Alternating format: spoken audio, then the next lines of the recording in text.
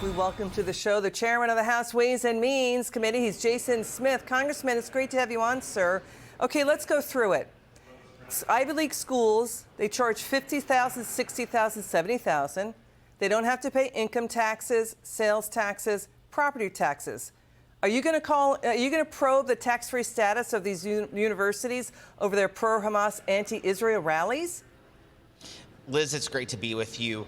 What these institutions of higher education are allowing at their campuses is absolutely horrendous.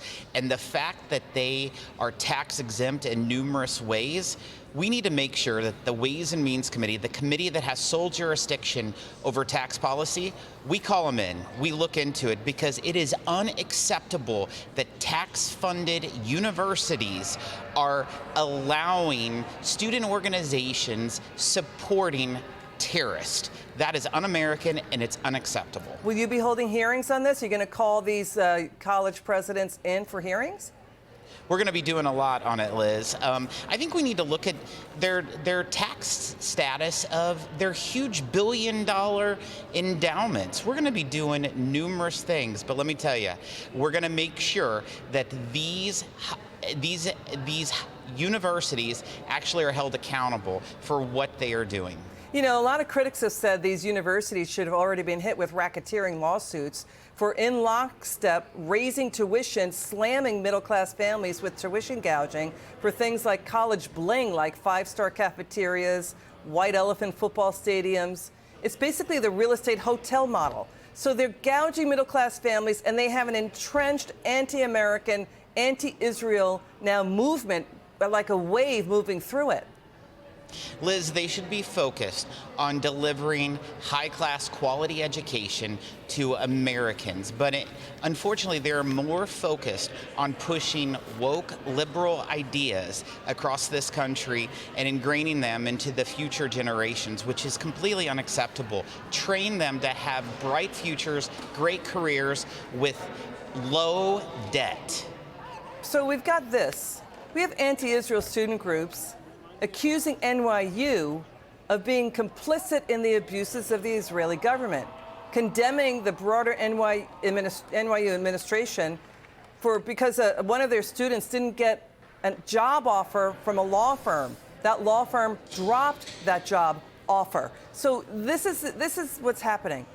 Is this proof the college system has gone nuts, that it's not about the truth anymore? It's about their juvenile identity politics?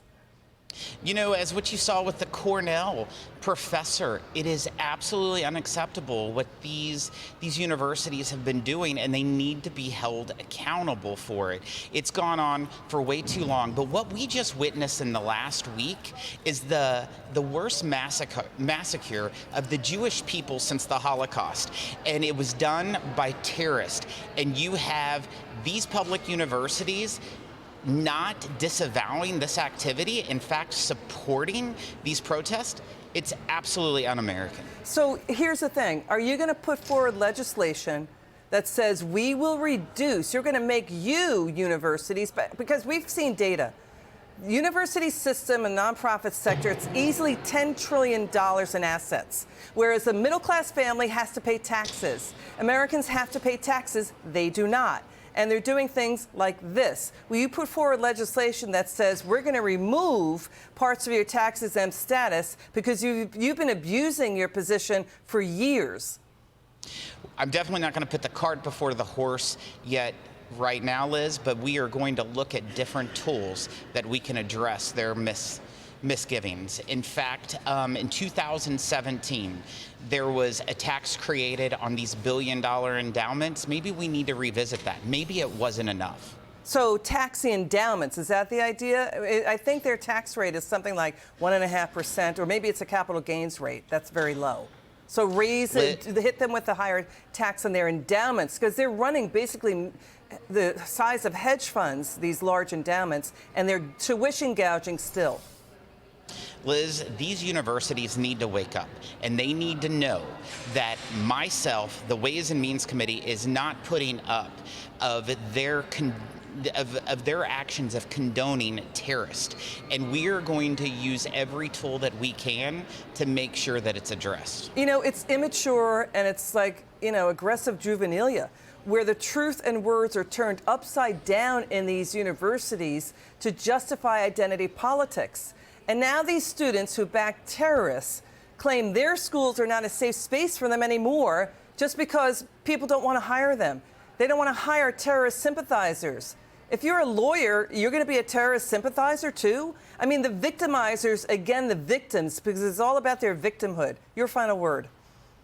You know, Liz, we can do so much better. We are Americans. Our greatest ally is struggling right now because terrorists attacked and killed over 1,000, including over 30 Americans. We can't allow this to be okay at our public universities in our country. Chairman Smith, thank you so much for joining us tonight. It's good to see you. Thank you, Liz.